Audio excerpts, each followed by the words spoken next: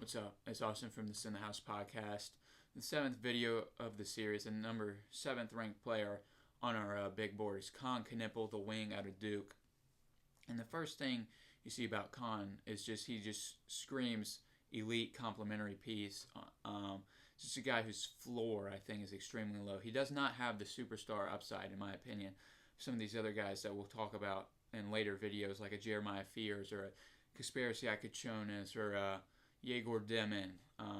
But I mean, I think his floor is just such a solid player. Like, I mean, he's just such a great connecting piece to a team.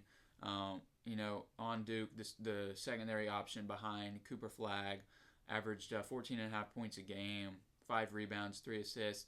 One of the best shooters in the draft. Shot 41% from 3 on 5 attempts a game, over 5 attempts per game, and just going to be an elite catch and shoot guy from day one.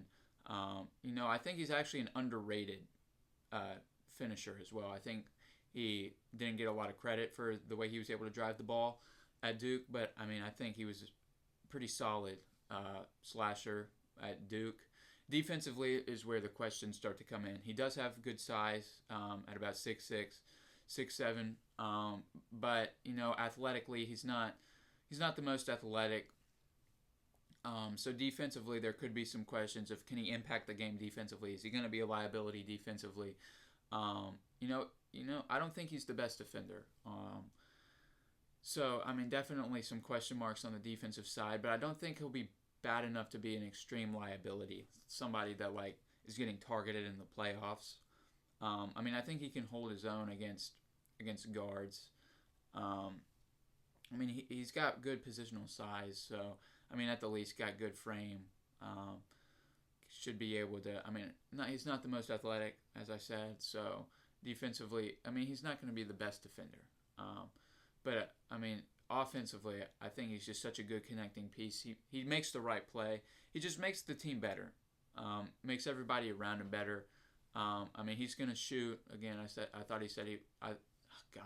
as I said, I thought he was an underrated driver as well. Got a good mid-range game. But I think the thing with him is he just supports everybody super well. He makes everybody's life on the team easier, right? You might be thinking, wow, he's at number 7 on the big board. There's guys like Fears or Ikachonis behind him who could legitimately turn into superstars, where I don't really see that for Khan. But the floor for Khan, I think, is just such a solid NBA player to where he's just going to help the team in so many ways, where it's sure, he might only average 15 points a game, 12 points a game, but he's going to be helping the team. He's a decent rebounder. He makes the right decisions. I think he's actually a very good pick and roll player. Again, supports the team around him. He's going to make their life easier.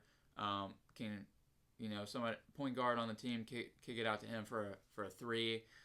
Great shooter. So, if there was one word to describe him, I would just say supporter, right? He's not going to be the flashiest guy. He's not going to be he's not going to be a good primary option on a team, right? I don't want to see him get drafted to the Nets or a team like that where he's forced to be the guy, the primary option.